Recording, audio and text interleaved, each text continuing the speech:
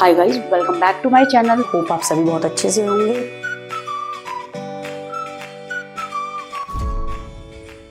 Hi students, a very warm welcome to my channel. Hope आप सभी बहुत अच्छे से होंगे। बेटा आज हम करने जा रहे हैं chapter first Indian economy on the eve of independence from book Indian economic development.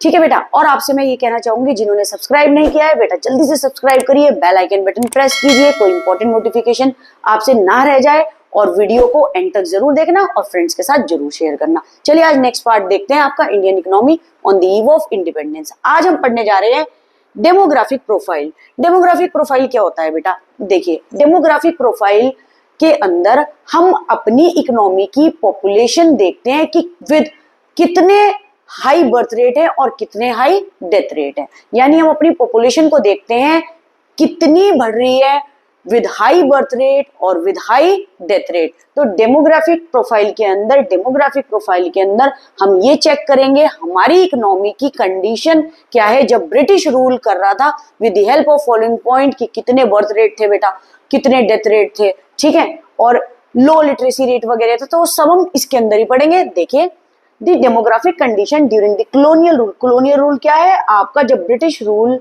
कर रहा था हमारे इंडिया पे, is described in the following points. किसके साथ? विद हाई बर्थ रेट और डेथ रेट, ठीक है बेटा, एक्सट्रीमली लो लिटरेसी रेट, फिर है पुअर हेल्थ फैसिलिटीज, फिर है हाई इन्फेंट मोर्टेलिटी रेट, फिर है लो लाइफ एक्सपेक्टेंसी, फिर है वाइड स्प्रेड पॉवर्टी। चलिए डिटेल पढ़ते हैं इनकी सबकी और आपको बताऊंगी इनका मतलब। देखिए, demographic condition during the British rule exhibited all features of a stagnant. जब ब्रिटिश रूल कर रहा था बेटा इंडिया पे, तो डेमोग्राफिक कंडीशन उन्होंने कहा सारे फीचर सारे पॉइंट शो कर रहे थे हमारी इकोनॉमी क्या है, स्टैग्नेंट और बैकवर्ड इकोनॉमी। स्टैग्नेंट क्या होता है? पीरियड ऑफ स्लो ग्रोथ और no growth. Whereas backward economy, पिछड़ी हुई इकोनॉमी, पता है आपको क्या चीज होती है, मैंने आपको बहुत बार बता भी दिया है और इन पॉइंट्स के साथ भी हम क्लियर करेंगे व्हाट इज बैकवर्ड इकोनॉमी। ठीक है, here we focus on the following parameters. पहला है आपका, देख लीजिए, डेमोग्राफिक प्रोफाइल के अंदर जो भी आपको मैंने बताया था, पॉपुलेशन चेक करना किस चीज के साथ? विद हाई बर्थ रेट और high death rate. Both birth rate that is BR and death rate DR were very high, nearly 48% आपका बर्थ रेट था और डेथ रेट क्या था? 40 पर 1000। High birth rate and high death rate shows या suggest state of massive poverty in the country. अगर birth rate भी बेटा बहुत ज्यादा होगा और डेथ रेट भी बहुत ज्यादा होगा तो वो क्या चीज शो करेंगे? देखिए, बर्थ रेट बहुत ज्यादा है, लोग पैदा बहुत ज्यादा हो रहे हैं और डेथ रेट भी बहुत ज्यादा है।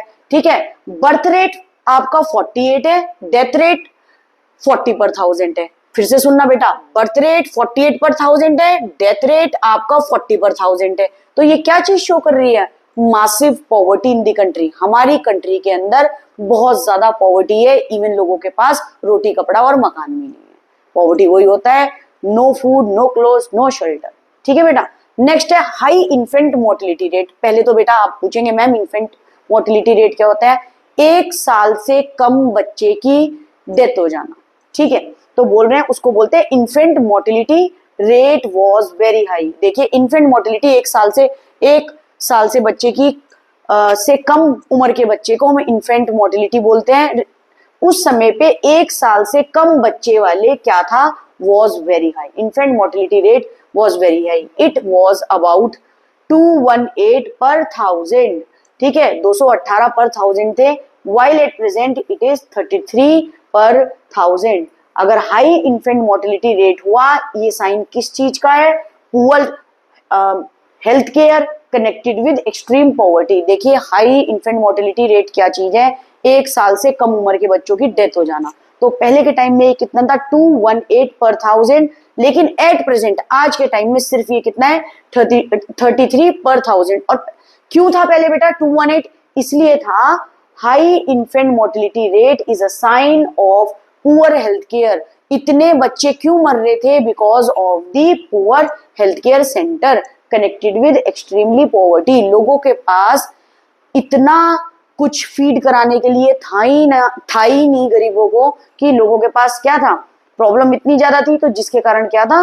ये इन्फेंट मोर्टेलिटी रेट बहुत ज्यादा हाई था, क्योंकि लोग बहुत ज्यादा पुअर थे तो अच्छी डाइट तो ले ही नहीं सकते थे, पॉसिबल नहीं था, जिसके कारण ना मेडिकल फैसिलिटीज ज्यादा थी, जिसके कारण क्या था?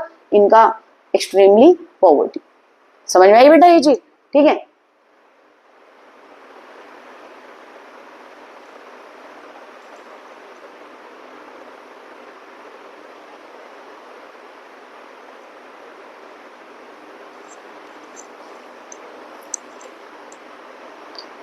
हाय students, a very warm welcome to my channel. Hope आप सभी बहुत अच्छे से होंगे बेटा।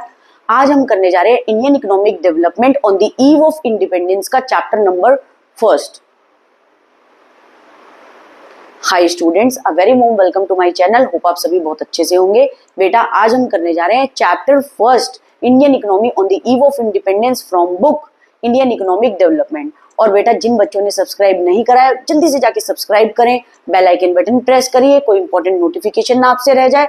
और प्लीज वीडियो को एंड तक जरूर देखिएगा, फ्रेंड्स के साथ शेयर करिएगा। आज हम नेक्स्ट पार्ट करने जा रहे हैं चैप्टर नंबर फर्स्ट का इंडियन इकोनॉमिक डेवलपमेंट से। और नेक्स्ट पार्ट आपका है, आपका टॉपिक आज का क्या है? Demographic profile. देखिए डेमोग्राफिक प्रोफाइल क्या होता है? डेमोग्राफिक प्रोफाइल ये होता है हमारी इकोनॉमी के अंदर बर्थ रेट और डेथ रेट कितने बढ़ रहे हैं, ठीक है, उनको सारी कंडीशन चेक करना with the help of following point. Demographic याद रखना प्रोफाइल क्या होता है बेटा? डेमोग्राफिक प्रोफाइल ये होता है, ये चीज देखना कि हमारी इकोनॉमी की population with high birth rate और डेथ रेट इवन विद और पॉइंट्स के साथ किस तरह से थी जब हमारे पे ब्रिटिश रूल कर रहा था। हमारे इंडियन इकोनॉमी पे कौन कर रहा था रूल? कौन? ब्रिटिशर्स। तो हम उसको फॉलोइंग पॉइंट्स के साथ समझाएंगे। चलिए फिर देखते हैं the demographic condition during the colonial rule. Colonial का मतलब है आपका British rule is described in the following points. पहला पॉइंट है आपका high birth rate, death rate, ठीक है बेटा। फिर है आपका एक्सट्रीमली लो लिटरेसी रेट, फिर है आपका पुअर हेल्थ फैसिलिटीज, फिर है आपका हाई इन्फेंट मोर्टेलिटी रेट, फिर है लो लाइफ एक्सपेक्टेंसी, फिर है आपका वाइड स्प्रेड पॉवर्टी। और ये किसके पॉइंट्स है? Demographic condition during the British rule. Okay, चलिए हम जल्दी जल्दी से पढ़ते हैं। फर्स्ट क्या है पार्ट आपका? Demographic condition during the British rule exhibited all features of a stagnant and backward economy. देखिए बेटा डेमोग्राफिक कंडीशन जब ब्रिटिश रूल कर रहा था हमारे इंडिया पे, हमारे इंडियन इकोनॉमी पे, ये शो कर रहा था सारे फीचर्स किसके? स्टैग्नेंट। स्टैग्नेंट क्या होता है? Period of slow growth and backward economy. हमारी इकोनॉमी को कैसे शो कर रहा था? Backward economy. Here we focus on the following parameters. अब हम पढ़ेंगे with the help of the following points और पैरामीटर्स। पहला क्या है? High birth rate and high death rate. देखिए both birth rate and death rate were very high. देखिए पहले के टाइम में बर्थ रेट और डेथ रेट बहुत ज्यादा हाई थे। बर्थ रेट कितना था? 48 पर 1000, वेयर डेथ रेट कितना था? 40 पर 1000। जो शो कर रहा था बेटा क्या? High birth rate and high death rate result और shows what suggest a state of massive poverty in the country। High birth rate तो कितना था बेटा? ध्यान से सुनना, 48 पर 1000। और जो लोगों की डेथ हो रही थी वो कितना था? 40 पर 1000। बर्थ रेट तब भी ज्यादा था, जो शो कर रहा था poverty in the country. Poverty क्या हो गई? No food, no clothes, no shelter. क्योंकि गरीबी बहुत ज्यादा थी। क्या था? ब्रिटिशर्स क्या कर रहे थे? हमारे इंडिया को रूल कर रहे थे, जिसके लिए उनके पास अनएम्प्लॉयड थे बहुत से लोग, क्योंकि हैंडीक्राफ्ट इंडस्ट्री भी बंद हो गई थी, ठीक है। एग्रीकल्चर में इतना कुछ था ही नहीं। एग्रीकल्चर में क्या था? लैंडलॉर्ड्स जो भी काम करवा रहे थे उनको सिर्फ सर्वाइवल के लिए अनाज ही दे रहे थे। तो दैट शोज क्या चीज थी? बर्थ रेट तो फिर भी आए थे और डेथ रेट कम थी, जो शो कर रही थी क्या? State of massive poverty in the country. Okay, second पे आ जाइए मेरे बच्चों। देखिए हाई इन्फेंट मोर्टेलिटी रेट। अब आप पूछेंगे मैम इन्फेंट मोर्टेलिटी रेट क्या होता है? 1 साल से कम उम्र के बच्चों की डेथ होना। अब पहले के टाइम में भाई हाई इन्फेंट मोर्टेलिटी रेट क्यों था? उसका कारण तो कुछ ना कुछ होगा कि 1 साल से कम उम्र के बच्चे क्यों मर रहे थे। तो ये कारण था, infant mortality rate was very high. पहले क्या रिकॉर्ड करा था? 218 पर 1000। पहले के टाइम में 218 पर 1000 बच्चों की क्या होती थी? डेथ। वाइल एट प्रेजेंट सिर्फ कितना ही है? 33 पर 1000 अब के टाइम में। पहले के टाइम में ऐसा था क्यों भाई? High infant mortality rate is a sign of poor health care. जो 1 साल से कम की उम्र के बच्चे थे ना, तो बेटा उनको प्रॉपर मेडिकेशन मिल पाता था, पुअर हेल्थ केयर सिस्टम था, विद एक्सट्रीम पॉवर्टी। ठीक है, समझ रहे हो? पॉवर्टी बहुत ज्यादा थी, गरीबी बहुत ज्यादा थी, जिससे उनको जो न्यूट्रिशन मिलना चाहिए था वो ही नहीं मिल रहा था। और इसका मेन कारण क्या है? आपका poverty, unemployment as well as poor health care facilities. उनके पास मेडिकल फैसिलिटीज ही नहीं थी कि जो उनको दी जाए। ठीक है बेटा, समझ में आई? तो हाई इन्फेंट मोर्टेलिटी रेट क्या था? while at present it is 33 per 1000, high mortality rate is a sign of poor health care connected with extreme poverty। Okay, next है आपका लो लाइफ एक्सपेक्टेंसी। पहले के टाइम में भाई ये लो लाइफ एक्सपेक्टेंसी क्या थी, एज लो एज 32 ईयर्स। पहले लोग कितना जीते थे, 32 years. Why at presently it is 69 years. क्यों, because of the medical facilities. पहले के टाइम में तो मेडिकल फैसिलिटीज नहीं थी, अब मेडिकल फैसिलिटीज बहुत अच्छी है, अब लोग अपना इलाज भी करवा सकते हैं। लोगों के पास क्या चीज है, मनी का इन्वेंशन है, एम्प्लॉयड है, ज्यादा से ज्यादा लोग क्या कर रहे हैं, जॉब कर रहे हैं, काम कर रहे हैं, जिसके कारण क्या है, प्रेजेंटली इट इज 69 ईयर्स। ठीक है, low life expectancy reflects lack of health care. पहले के टाइम में हेल्थ केयर फैसिलिटीज भी नहीं थी, lack of awareness as well as lack of means to avail them. अब बहुत ध्यान से सुनना बेटा, पहले के टाइम में कोई बीमार होता था ना, वो इतना अवेयर नहीं था कि मेरे को अपना जाके इलाज करवाना है। अगर काम कर रहे हैं तो काम ही करते रह जाते हैं, वो इतने अवेयर ही नहीं होते। पहले के टाइम में किसी को हल्का सा कभी बुखार हुआ या कुछ हुआ तो वो उसके लिए क्या चीज करते थे कि अरे ठीक हो जाएगा। ठीक है, तो अब क्या है, जिसको बोलते हैं नेग्लिजेंस। अब क्या चीज होता है, पर्सन के पास क्या है, एम्प्लॉयड है, पैसे है, अगर हेल्थ ही सही नहीं होगी तो लोग सोचते हैं काम कैसे करेंगे, तो पहले हेल्थ को प्रायोरिटी दी जाती है, जिसके कारण क्या चीज है, अब हमारे देश के अंदर मेडिकल फैसिलिटीज भी बहुत ज्यादा अच्छी है हमारी इकोनॉमी में। तो पहले के टाइम में क्या था, lack of awareness as well as lack of means. लोगों के पास पैसे भी नहीं थे कि वो मेडिकल फैसिलिटीज भी ले सके। ठीक है, तो इसलिए लो लाइफ एक्सपेक्टेंसी थी अप टू 32 ईयर्स, और अब कितनी है याद रखना, 69 ईयर्स।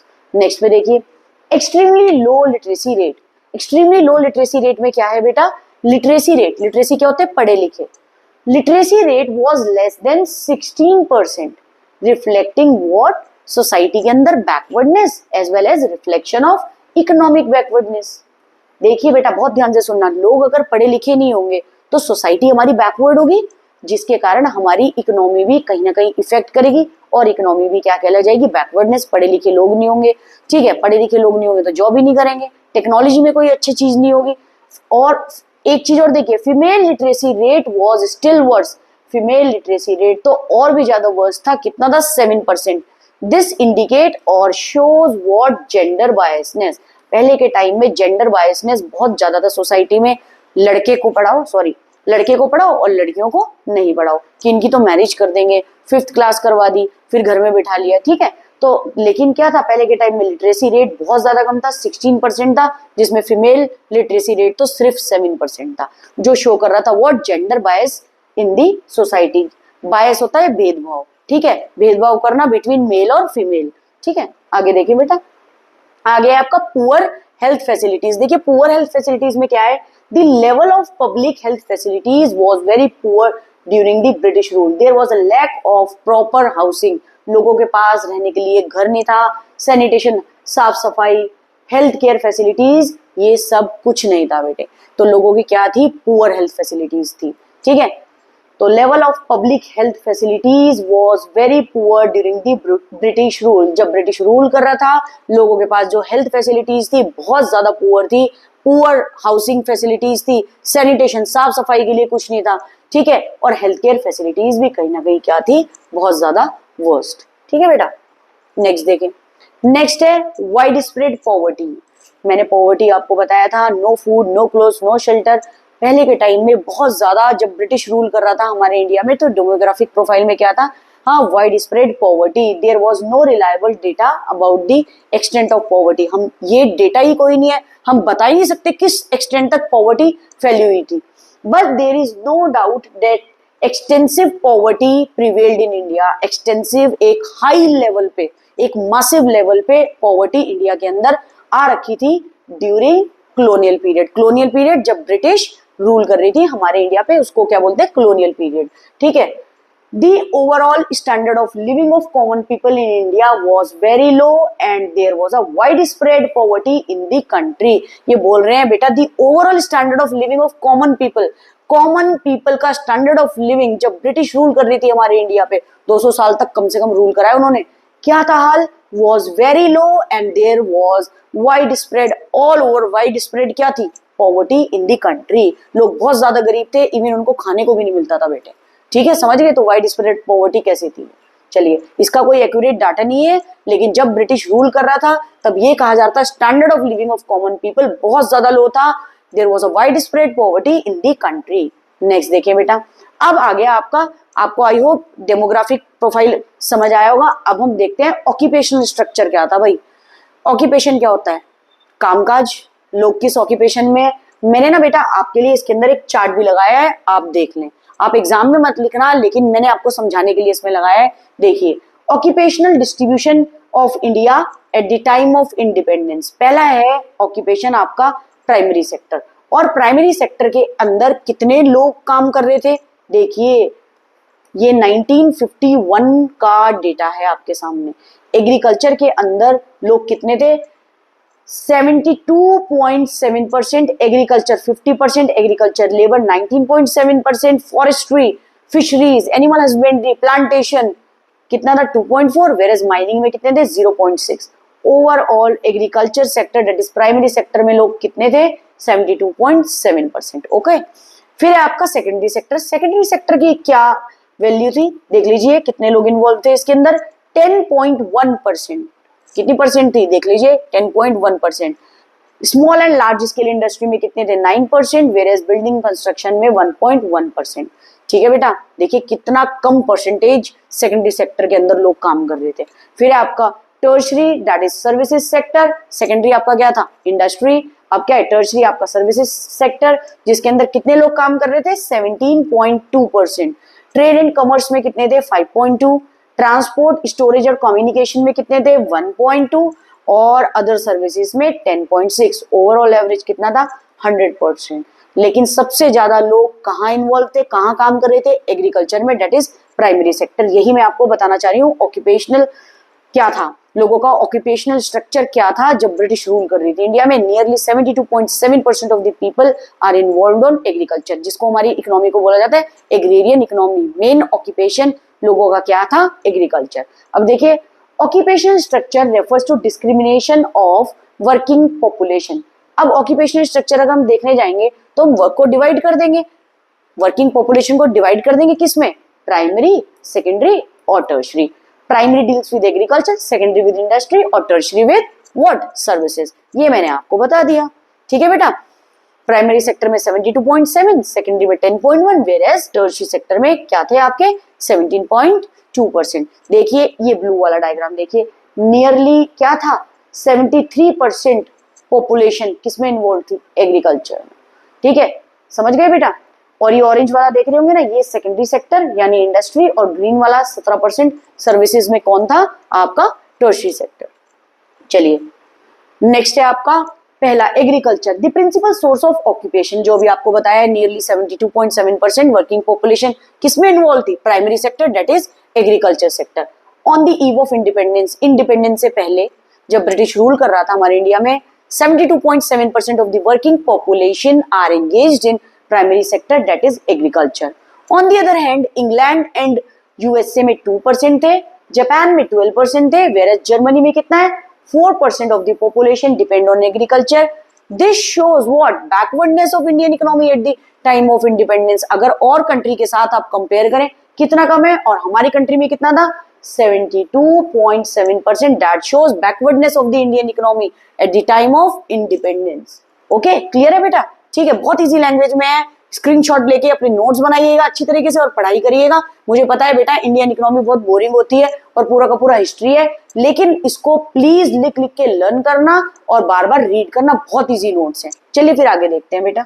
नेक्स्ट है आपका industry and significant source of occupation. Industry का क्या हाल था भाई, on the eve of independence, independence से पहले सिर्फ 9% of the working population in India was engaged in manufacturing industries, mining etcetera. ठीक है बेटा, सिर्फ 9% हमारी वर्किंग पॉपुलेशन इंडिया के अंदर एंगेज कहाँ थी मैन्युफैक्चरिंग इंडस्ट्रीज में और mining etcetera. On the other hand लोग देखिए, on the other hand other countries में लोग कितने कितने इन्वॉल्व थे इंडस्ट्रीज में, 32% in USA, 42% in England, 39% in Japan are engage in these activities. लेकिन अगर हम कंपेयर करें अपने इंडिया से तो कितने थे 9%। ये भी क्या शो कर रहा था, ये प्रूफ कर रहा था how backward the Indian economy was at the time of independence. I hope आपको अच्छे से समझ आ रहा हो, नोट्स बहुत ज्यादा इजी है, हम कंपेयर कर रहे हैं और ऑक्यूपेशन स्ट्रक्चर बहुत इजी है। एग्रीकल्चर में कितने थे, इंडस्ट्री में कितने हैं, अब चलेंगे हम भाई सर्विसेज सेक्टर में कितने हैं। अब एक चीज और देखना, रीजनल वेरिएशन क्या चीज होती है, बहुत ध्यान से सुनना। रीजनल वेरिएशन आपका क्या चीज है, ये तो क्लियर हो गया बेटा। रीजनल वेरिएशन ये है रीजन के अकॉर्डिंग वेरिएशन चेंजेस देखना। The states like Kerala, Maharashtra, Tamil Nadu, Andhra Pradesh witnessed a declining independence of workforce on the agriculture sector. ठीक है बेटा, एक बात ध्यान से सुनना, ये बात बोल रहे हैं रीजन के अंदर एग्रीकल्चर के अंदर पॉपुलेशन क्या होना, डिक्रीज होना। कि देखिए कैसे, दी state like Kerala, Maharashtra, Tamil Nadu, Andhra Pradesh witness a decline in independence of workforce on the agriculture sector with increase in the manufacturing and service sector. देखिए बेटा, इंडिपेंडेंस से पहले ब्रिटिश रूल कर रहा था, इंडिपेंडेंस के बाद क्या चीज हुआ, वर्कफोर्स एग्रीकल्चर सेक्टर में कम हो गई और कहाँ इंक्रीज होनी स्टार्ट हुई, मैन्युफैक्चरिंग और सर्विस सेक्टर में, क्योंकि आपका एग्रीकल्चर ओवरबर्डन हो गया था। एग्रीकल्चर के अंदर ही सारे लोग होंगे तो बाकी तो क्या हो जाएगा, किसी को भी एम्प्लॉयमेंट नहीं मिलेगी। बाद में क्या हुआ, इंडिपेंडेंस जब हमारा देश आजाद हो गया उसके बाद एग्रीकल्चर में पॉपुलेशन कम काम करने लग गई और कहाँ इंक्रीज हो गई, इन दी मैन्युफैक्चरिंग और सर्विस सेक्टर। क्लियर बेटा, ठीक है। नेक्स्ट है आपका unbalanced growth. Growth is said to be balanced. Growth कब बैलेंस्ड होगी, जब सभी सेक्टर के अंदर, प्राइमरी, सेकेंडरी एंड टर्शरी के अंदर क्या होगा बेटे, all sector of the economy are equally developed. जब सारे सेक्टर इक्वली डेवलप्ड होंगे, जैसे कि in case of India secondary and tertiary sector were in their infant stage 9% और 10.1%। तो बात बोल रहे हैं in case of India secondary और टर्शरी सेक्टर अभी भी इन्फेंट होता है 1 साल से कम उम्र के बच्चे। तो ये बात बोल रहे हैं अभी भी हमारा इंडस्ट्री सेक्टर और services sector infant stage of growth में था, कोई ग्रोथ नहीं थी उसकी बेटा ज्यादा। Hence conclusion is that Indian economy at the time of independence क्या था, बैकवर्ड इकोनॉमी। आई होप आपको अच्छे से क्लियर होगा, ठीक है बेटा, आई होप आपको अच्छे से क्लियर हो गया होगा। चलिए आगे देखते हैं। फिर है आपका positive contribution of British rule. अब ये चीज है, जब ब्रिटिश ने इंडिया पे रूल करा क्या उसका कोई पॉजिटिव कंट्रीब्यूशन भी था, तो देखिए the British rule also had some positive effect on the Indian economy. Discuss करते हैं। पहला है आपका self sufficiency in food grain production. देखिए commercialisation of agriculture which is initiated by the government, British government, resulted in self sufficiency in food grains production. पहले के time में landlords क्या करते थे, एक fixed amount of rent government को pay कर देते थे, कौन सी, ब्रिटिश गवर्नमेंट को, और फिर क्या करते थे, टीनेंट से काम करवाते थे जो लैंडलेस लेबर हुआ करते थे। तो इस कारण से क्या हुआ, जब देश हमारा आजाद हो गया तो पॉजिटिव कॉन्ट्रीब्यूशन क्या हुआ उनका, लोग बाद में जो काम करने लग गए तो क्या चीज हुआ एग्रीकल्चर में, self sufficiency in food grain production. वो अपने खुद के लिए प्रोडक्शन बहुत अच्छा करने लग गए फूड ग्रेन के, अनाज के लिए, अनाज का, ठीक है। तो कमर्शियलाइजेशन ऑफ एग्रीकल्चर जो कि किसने करा था, run by the British government, resulted in self sufficiency in food grain. अब लोगों के पास अपने खुद के सर्वाइवल के लिए एनफ फूड ग्रेन प्रोडक्शन था, ठीक है। सेकेंड है better means of transportation, development of roads. देखिए ब्रिटिश के टाइम में हमारी रोड्स और रेलवेज बहुत अच्छा बना था, provided cheap and rapid transportation system and opened up new opportunities of economic and social growth. देखिए बेटर मीन्स ऑफ ट्रांसपोर्टेशन, जब ब्रिटिश रूल कर रही थी उन्होंने रोड्स और रेलवेज बनाया था जो क्या था, cheap and rapid transport system, ठीक है, जिसके कारण से न्यू अपॉर्चुनिटी डेवलप हुई हमारी कंट्री के अंदर और हमारी इकोनॉमिक और सोशल ग्रोथ हुई। लोग पढ़ने के लिए बेटा एक जगह से दूसरी जगह पहले नहीं जा पाते थे, ठीक है। जब रोड्स वगैरह बनी तो क्या हुआ, सोसाइटी का भी डेवलपमेंट हुआ, लोग पढ़ लिख करके और अच्छे से बनेंगे तो इकोनॉमिक और सोशल ग्रोथ हो गई, ठीक है। नेक्स्ट देखिए, नेक्स्ट है आपका चेक ऑन फेमाइंस। देखिए roads and railways worked as a great check on the occurrence and impact of famines as food supply. देखिए फेमाइंस क्या होता है, फ्लड, फेमाइंस, कहीं पे बाढ़ आ जाना, ठीक है, ये बोलते हैं नेचुरल क्लैमिटीज आ जाना। रोड्स बनने से क्या फायदा हुआ, रेलवे बनने से, पहले हम किसी भी जो क्या चीज था, नेचुरल क्लैमिटीज जिस जगह पे आई होती थी हम हेल्प नहीं कर पाते थे, फूड सप्लाई नहीं कर पाते थे क्योंकि रोड्स नहीं थी, रेलवेज नहीं थी। अब रेलवे क्या होता है, बल्क कैरियर, ठीक है। तो इसमें क्या हेल्प हुआ, रोड और रेलवे बनने से, great check on the occurrence and impact of famines at food supply. Easily हम फूड सप्लाई कर सकते हैं, could be transported to the affected areas। जो नेचुरल क्लैमिटीज के कारण अफेक्टेड एरियाज है अब इजीली हम वहाँ फूड सप्लाई कर सकते हैं, या in case of the drought, drought होता है सूखा पड़ जाना, ठीक है, जैसे नेचुरल क्लैमिटीज कुछ भी आ गई तो उस एरिया के अंदर, उस अफेक्टेड एरियाज के अंदर फूड सप्लाई करने में अब कोई प्रॉब्लम नहीं हुई। किसके कारण, ब्रिटिश गवर्नमेंट के कारण, क्योंकि उन्होंने क्या था, उनका कॉन्ट्रीब्यूशन कुछ पॉजिटिव भी था। Fourth, shift to monetary economy, monetary होता है मनी, याद रखना money. British rule helped Indian economy to shift from barter system of exchange से कहां पर, that is exchange of goods and services, to the monetary system. Barter system के बाद क्या है हमारी इकोनॉमी के अंदर, money. Now it's the time of plastic money. ठीक है बेटा, क्या चीज हुआ, shift to monetary economy. British rule ने हेल्प करा इंडियन इकोनॉमी को कि शिफ्ट हो जाए बार्टर सिस्टम से, that is exchange of goods and services, to monetary system. Next है आपका इफेक्टिव एडमिनिस्ट्रेशन सेटअप। एडमिनिस्ट्रेशन या एडमिनिस्ट्रेटिव सेटअप क्या होता है, office. The British government had an efficient administration system which served as a ready reckoner होता है example for Indian politician. बहुत ध्यान से सुनना बेटा, इफेक्टिव एडमिनिस्ट्रेटिव सेटअप, जब ब्रिटिश रूल कर रही थी ना हमारे इंडिया पे, तो उसका एडमिनिस्ट्रेटिव सेटअप याद रखना, उसका ऑफिस वर्क हो गया और उसका काम करने का तरीका एक एग्जाम्पल है किसके लिए, इंडियन पॉलिटिशियन के लिए। तो बोल रहे थे British government has an efficient, उसका बिल्कुल प्रॉपर एडमिनिस्ट्रेटिव सिस्टम था, प्रॉपरली काम था ऑफिसेज में, which served as a example for Indian politician. I hope आपको अच्छे से क्लियर हुआ हो ये भी। ठीक है बेटा, चलिए आगे देखते हैं। आगे है आपका इंफ्रास्ट्रक्चर। अब भाई इंफ्रास्ट्रक्चर क्या था, infrastructure refers to the support system required for the growth and development. अगर आपको इंफ्रास्ट्रक्चर के बारे में जानना है तो वो बिल्कुल सपोर्ट सिस्टम होता है हमारी इकोनॉमी का, जो हेल्प करता है growth and development of the economy. Growth और डेवलपमेंट इंफ्रास्ट्रक्चर से ही जज करी जाती है बेटा। अब element of infrastructure change during the British rule में बी डिस्क्राइब्ड एज अंडर। पहले रेलवे, देखिए इंफ्रास्ट्रक्चर में क्या चेंज आया, सबसे पहले क्या बनाया ब्रिटिश रूल ने जब कर रहे थे, तो क्या चीज बना इंफ्रास्ट्रक्चर के अंदर, railway. The most important contribution of the British rule was to introduce railway.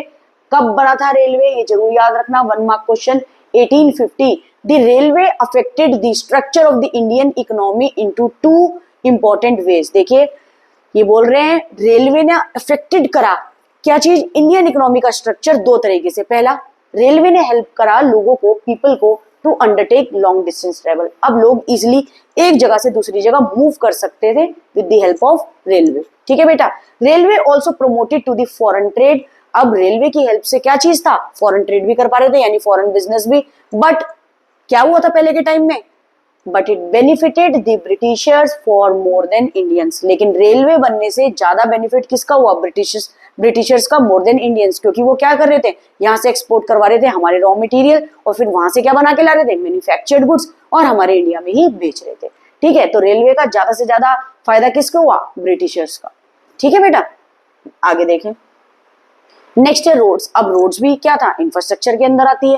Roads were developed to facilitate transportation of raw material from different part of the country. अब बहुत ध्यान से सुनना, रोड्स क्यों बनाई थी ब्रिटिशर्स ने, ताकि ट्रांसपोर्टेशन क्या कर सके, ट्रांसपोर्ट कर सके रॉ मटेरियल वो different part of the country में टू दी पोर्ट्स। किसकी हेल्प से, पोर्ट्स की हेल्प से। ठीक है। No efforts were made to develop all weather roads during the rainy seasons. बहुत ध्यान से सुनना बेटा, कभी भी ये एफर्ट नहीं लगाया गया इंडिया के अंदर कि वो डेवलप कर सके all weather roads. All weather roads, rain हुई, रोड्स खराब हो गई। ठीक है। During the rainy seasons to reach out to the rural areas. Rural areas के अंदर उन्होंने ध्यान ही नहीं दिया। कहीं कहीं क्या था, रेनी सीजन्स के अंदर क्या था, इतना पानी भर जाता था, वहां उन्होंने रोड्स ही नहीं बनाई। उनको सिर्फ रोड्स बनाने का फायदा वो था कि वो raw material different parts of the country through ports हमारे रॉ मटेरियल को ब्रिटेन तक पहुंचा सकें। ठीक है बेटा, ताकि वो क्या करें, मैन्युफैक्चर्ड गुड्स बना के क्या चीज करें, हमारे इंडिया में ही बेच सकें। फिर है आपका एयर और वाटर ट्रांसपोर्ट। अब एयर और पोर्ट्स का मतलब ही होता है एयर और वाटर ट्रांसपोर्ट। देखिए, British government took measures for developing, measure मतलब steps for developing the water and air transport. However, their development was far from satisfactory. The development of inland waterways proved uneconomical. एक बात ध्यान से सुनना बेटे, British government ने कुछ steps लिए for developing the water and air transport. However उनका डेवलपमेंट फार फ्रॉम सेटिस्फैक्टरी था। क्यों, development of inland waterways provide uneconomical. ठीक है, कैसे, for example coast canal on the Orissa coast was built at huge cost. देखिए, जो coast canal बना था उड़ीसा के अंदर, वो बना तो दिया था ब्रिटिश ने, लेकिन क्या चीज था, बहुत ज्यादा उसकी कॉस्ट महंगी थी, but failed to compete with railway. लेकिन क्या था, अगर रेलवे से कंपेयर करें तो वो क्या हो गया था, फेल हो गया था and was no longer use. पहले के टाइम में क्या था, एयर और वाटर ट्रांसपोर्ट में ब्रिटिश गवर्नमेंट ने कुछ स्टेप्स लिए क्या डेवलप करने के लिए, वाटर और एयर ट्रांसपोर्ट, कि वाटर और एयर ट्रांसपोर्ट बनाते हैं और यहाँ से भी हम क्या करेंगे, रॉ मटेरियल भेज देंगे, ठीक है बेटे, शिप्स वगैरह के अंदर। बट क्या था, however their development far from satisfactory था, सेटिस्फाइड ही नहीं थी वो। क्यों? क्योंकि ज्यादा से ज्यादा जब उन्होंने कोस्ट कैनाल बनाया उसके अंदर उड़ीसा के अंदर, वो बहुत ज्यादा ह्यूज कॉस्ट में बना, बट वो फेल हो गया। क्यों? रेलवे बल्क कैरियर था रॉ मटेरियल इधर से उधर ले जाने के लिए, but fail to compete with railway and was no longer use ही नहीं करा गया वो, ठीक है। फिर है आपका कम्युनिकेशन, लेकिन उन्होंने डेवलप तो करा था एयर और वाटर ट्रांसपोर्ट। फिर है कम्युनिकेशन। अब कम्युनिकेशन क्या था, पोस्ट और टेलीग्राफ्स, ये भी किसने बनाए थे, ब्रिटिश गवर्नमेंट ने, ठीक है। Were the most popular means of communication. याद रखना बेटे, एक दूसरे से बात करने के लिए, कम्युनिकेशन करने के लिए पहले पोस्ट और टेलीग्राफ्स जो थे वो किसने बनाए थे, याद रखना ब्रिटिशर्स ने ही हमारे इंडिया में इंट्रोड्यूस करे थे। The introduction of the expensive system of electric telegraph in India serve, बाद में क्या आया था, इलेक्ट्रिक टेलीग्राफ, ठीक है बेटा, in India served the purpose of maintaining law and order. Electric telegraph जो बना था वो किस लिए बना था, मेन पर्पस था मेंटेनिंग लॉ और order. Conclusion, as a result Indian economy remain backward even when it experience some infrastructural change. Infrastructural change होने के कारण भी, इंफ्रास्ट्रक्चर में इंडियन इकोनॉमी में चेंज होने के कारण भी हमारी इकोनॉमी क्या थी, बैकवर्ड इकोनॉमी थी। इसका मेन कारण ये था, ब्रिटिश जब रूल कर रहा था हमारे इंडिया पे तो सिर्फ वो अपना फायदा ही देख रहा था, ठीक है बेटा, और इसी के लिए उन्होंने इंफ्रास्ट्रक्चर चेंज करा था। अब आ गया आपका डेमोग्राफिक कंडीशन। डेमोग्राफिक कंडीशन क्या थी, ध्यान से सुनना। Demographic condition during the British rule shows all features of stagnant and backward economy. ध्यान से सुनना, क्या चीज था, वो डेमोग्राफिक प्रोफाइल थी, ये कंडीशन थी। पहले फर्स्ट ऑफिशियल सेंसस, ठीक है, सेंसस होता है 10 ईयर्स, एवरी 10 ईयर्स के अंदर पॉपुलेशन वगैरह को चेक करना। The first official census was conducted in the year, आपका फर्स्ट ऑफिशियल सेंसस कब चेक करा गया, 1881 में। From 1881 onwards census operation were carried out every 10 year, हर 10 साल के बाद चेक करा जाता था एवरी सेंसस ऑपरेशन की पॉपुलेशन कितनी हुई है, ठीक है बेटा। फिर क्या हुआ, 1921 में जब ये चेक करा गया, that is the year of great divide. 1921 famous है बेटे, याद रखना, क्या कहलाया जाता है, year of great divide. Before 1921 India was in the first stage of, क्या था, डेमोग्राफिक ट्रांजिशन। ये बात बोल रहे हैं 1921 से पहले इंडिया वाज क्या था, first stage of demographic transition था, ठीक है। ट्रांजिशन क्या चीज हो गया, इसमें ये चीज देखना कितना हाई बर्थ रेट है और कितना डेथ रेट है। सेकेंड स्टेज ऑफ ट्रांजिशन जब बिगेन हुआ आफ्टर 1921, फर्स्ट कब हुआ था, 1881। फिर क्या था, before 1991 India was in the first stage. Second stage transition क्या हुआ, began after 1921। So the year 1921 को ये कहा गया as the year of great divide, year of great divide, ठीक है बेटा। चलिए आगे देखते हैं। अब वाई 1921, अब आप पूछेंगे मैम 1921 को ईयर ऑफ ग्रेट डिवाइड क्यों कहा गया, ध्यान से सुनिए। Before 1921 India was in the first stage of demographic transition with high, और ध्यान से सुनना, बिफोर 1921 इंडिया में क्या था, डेमोग्राफिक ट्रांजिशन क्या था, जो मैंने बताया था, हाई ट्रांजिशन क्या हुआ, demographic transition, high birth rate था और हाई डेथ रेट था। The death rate fluctuate from year to year, ये भी याद रखना, डेथ रेट कभी ज्यादा कभी थोड़ी कम, कभी ज्यादा और ज्यादा फ्लक्चुएट हो रही थी year to year. And as a result the size of population remained almost stationary. Size of population बहुत ज्यादा अप एंड डाउन नहीं था, स्टेशनरी चला, मतलब कहने का मतलब है जैसा था पहले वैसे ही चला, क्योंकि क्या चीज था, आपका जो डेथ रेट था वो क्या था, ऑलमोस्ट फ्लक्चुएट करता रहा काफी साल तक, ठीक है। With the beginning of decline in death rate, बहुत ध्यान से सुनना, with the beginning decline in death rate जो हुआ, the population of the country entered the second stage. जब डिक्लाइन होना स्टार्ट हुआ डेथ रेट में, पॉपुलेशन ऑफ द कंट्री कहां पहुंच गई थी, सेकेंड स्टेज ऑफ ट्रांजिशन, जो कि 1921 के बाद आई। The second stage of transition began, आप जो बताया मैंने अभी आपको, after 1921। From the year 1921 onwards Indian population never decline, ये बात याद रखना, 1921 से इंडिया की पॉपुलेशन बेटा कभी भी डिक्लाइन नहीं हुई, और 1921 से पहले फ्लक्चुएट होते रहे डेथ रेट, कभी कम कभी ज्यादा, ठीक है बेटा, तो वो स्टेशनरी रही, ठीक है, उसमें हम ज्यादा नहीं कुछ कह सकते। लेकिन 1921 के बाद तो इंडिया की पॉपुलेशन कभी भी डिक्रीज नहीं हुई, डिक्लाइन नहीं हुई, जिसने रिकॉर्ड करा अ कंसिस्टेंट राइज, लगातार पॉपुलेशन बढ़ती रही 1921 के पास। ड्यू टू दिस रीजन 1921 को ईयर ऑफ ग्रेट डिवाइड कहा गया, क्योंकि पॉपुलेशन कंसिस्टेंटली राइज, पॉपुलेशन बस बढ़ती गई, इसलिए इसका नाम पड़ा है 1921 is the year of great divide. इसको अच्छे से बेटा कर लेना जरूर, इंपॉर्टेंट है। अब चेक योर प्रोग्रेस, इससे रिलेटेड आपके क्वेश्चन आ गए। देखिए, in the history of demographic transition in India which year considered year of great divide, 1 mark question and important 1921। ठीक है, what does high infant mortality rate and death rate signify about the country, क्या show करती है? अगर infant mortality rate ज्यादा होगा, एक साल के कम उम्र बच्चे मर रहे होंगे ज्यादा से ज्यादा, और डेथ रेट ज्यादा होगा, तो क्या शो करेगा? पुअर हेल्थ केयर और एक्सट्रीम पॉवर्टी, मैंने पढ़ाया भी था आपको। ठीक है, 1 मार्क क्वेश्चन।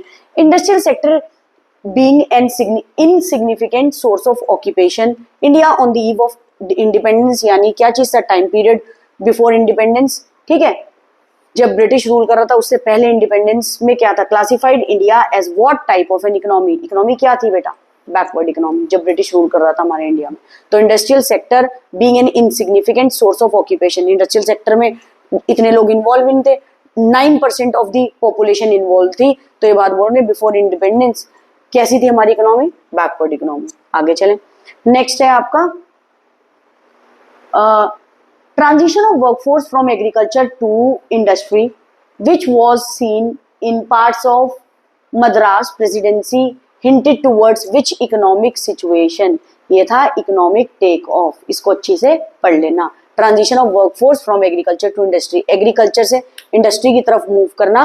तो ये बोल रहे हैं कौन से part of Madras presidency hinted towards economic situation, वो क्या था? Economic take off. ठीक है, नेक्स्ट है what was the main motive behind the development of infrastructure in India during the British rule, जब ब्रिटिश रूल कर रही थी उनका मेन एम मोटिव क्या था? Development of infrastructure. पहला, exploiting the Indian economy that is widening of the size of the market for British good, exploit कर देना इंडियन इकोनॉमी। कैसे? ज्यादा से ज्यादा एक्सपोर्ट करना रॉ मटेरियल, और यहाँ करके यहाँ क्या लेकर के आना इंडियन इकोनॉमी के अंदर? मैन्युफैक्चर्ड गुड्स, और इंडियन को ही क्या करना? सेल आउट करना। ठीक है, तो exploiting the Indian economy, widening of the size of the market, British goods के ज्यादा से ज्यादा प्रोडक्ट इंडिया में लेकर के आना और उनकी मार्केट ज्यादा से ज्यादा इंडिया में फैलाना। एंड प्रोक्यूरिंग रॉ मटेरियल, जो बताया एक्सपोर्ट करना raw material from all routes, हर जगह से रॉ मटेरियल ले जाना। ठीक है, सेकंड है आपका फैसिलिटेटिंग एडमिनिस्ट्रेशन, अपना एडमिनिस्ट्रेशन कंट्रोल ज्यादा से ज्यादा इकोनॉमी में फैलाना। ठीक है, जिनका मोनोपोली कंट्रोल किसका था? ब्रिटिश गवर्नमेंट का। ठीक है बेटा, नेक्स्ट देखें। नेक्स्ट है impact of railway in India, railway का इम्पैक्ट हमारे इंडिया पे क्या हुआ? पॉजिटिव इम्पैक्ट क्या था? Railway facilitate expansion of the domestic market, railway की हेल्प से क्या हुआ? डोमेस्टिक मार्केट ज्यादा से ज्यादा अच्छी हो गई। Accordingly export and import of the country showed a significant rise, इससे एक्सपोर्ट और इंपोर्ट ऑफ द कंट्री ज्यादा से ज्यादा बढ़ा। ये आफ्टर इंडिपेंडेंस की बात कर रहे हैं। ठीक है, railway facilitate commercialisation of agriculture as goods could then we move to distant places, जो फार्मर प्रोड्यूस कर रहा है वो एक जगह से दूसरी जगह, जो बहुत दूर जगह भी है, वहां भी आराम से मूव कर पा रहे थे with the help of railway. This shows a modest change in the outlook of the farmer, जिससे क्या चीज हुआ बेटे? फार्मर के स्टेटस में भी थोड़ा सा चेंज हो गया। They started viewing farmer as a business, वो फार्मिंग को कैसे व्यू कर रहे थे? एज अ बिजनेस के तौर पे लेने लग गए थे, rather than merely as a source of subsistence, सिर्फ सर्वाइवल के लिए नहीं देखने लग गए थे, एक जगह से दूसरी जगह मूव करने के लिए with the help of railway ये क्या चीज कर रहे थे? अपने एग्रीकल्चर प्रोड्यूस दूसरी जगह भी बेच रहे थे, जिससे उनके लिए एक अच्छा बिजनेस बन गया था। ये आफ्टर इंडिपेंडेंस बात हो रही है। Railways enabled people to break the barriers of distance, अब क्या चीज हुआ? रेलवे की हेल्प से लोग जो जगह बहुत दूर थी वहां भी इजिली जा पा रहे थे। Railway in the British rule and undertake journey to far off places, this promoted cultural affinity amongst the countryman. ठीक है, एक जगह से जब ब्रिटिश रूल कर रहा था तो क्या चीज था? एक जगह से दूसरी जगह जो कि बहुत दूर थी, इजिली रेलवे की हेल्प से मूव कर पा रहे थे। ठीक है, faster movement of the food grain across different parts of the country due to the railways, owing का मतलब होता है due to the railways helped control the spread of famines. देखिए बेटा क्या चीज है, नेचुरल क्लेमिटीज से कुछ एरियाज हिट हो जाते हैं, तो रेलवे की हेल्प से जो ब्रिटिशर ने बनाई थी, अब इजीली हम फूड सप्लाई कर सकते थे। ठीक है, कहां पर? जहां पे स्प्रेड ऑफ फेमाइंस वगैरह हुआ। Food supplies could reach the people before they were driven to the starvation, यानी भूखमरी के कारण मरना स्टार्ट हो उससे पहले फूड सप्लाई उनको कर दिया जाता था with the help of railway. ठीक है बेटा, समझ में आई बेटा? आई होप आपको ये समझ में आ रही हो अच्छे से। और नेगेटिव इंपैक्ट रेलवे के क्या थे? Railway contribution to colonial exploitation. कैसे? Primary goods such as raw material could then be easily transported from the fields, ठीक है, इजिली ट्रांसपोर्ट कर सकते थे, farms to be ports for the purpose of export of the British government. ज्यादा से ज्यादा britisher के काम ही आ रहा था रेलवे भी। क्यों? ज्यादा से ज्यादा हम रॉ मटेरियल कहाँ पहुंचा पा रहे थे? ये ब्रिटेन के अंदर, ठीक है, डिफरेंट पोर्ट्स के थ्रू भी, ठीक है। फिर है finished goods coming as import, finished good manufactured goods imports के थ्रू क्या हो रहे थे? हमारे इंडिया के अंदर आ रहे थे। To the Indian economy could be easily transported to the interior of the country, interior of the country यानी अंदर तक कंट्री के अंदर ट्रांसपोर्ट करे जा रहे। उसका मेन पर्पस क्या था? सेल करना manufactured goods. Thus the spread of railway led to the spread of the domestic market for the British products। ये बात बोल रहे जितनी क्या था स्प्रेड ऑफ रेलवे, जितना उन्होंने रेलवे बनाया था इससे क्या हुआ? डोमेस्टिक मार्केट ब्रिटिश प्रोडक्ट के लिए तैयार हो गई। समझ रहे? ब्रिटिशर्स को एक अपने प्रोडक्ट को सेल आउट करने के लिए मार्केट मिल गई। ठीक है बेटा, नेगेटिव इंपैक्ट था। अगर आपको वीडियो अच्छी लगी हो तो लाइक करें और सब्सक्राइब करना मत भूलना। वीडियो अपनी फ्रेंड्स के साथ शेयर करना। Thank you so much for watching my video.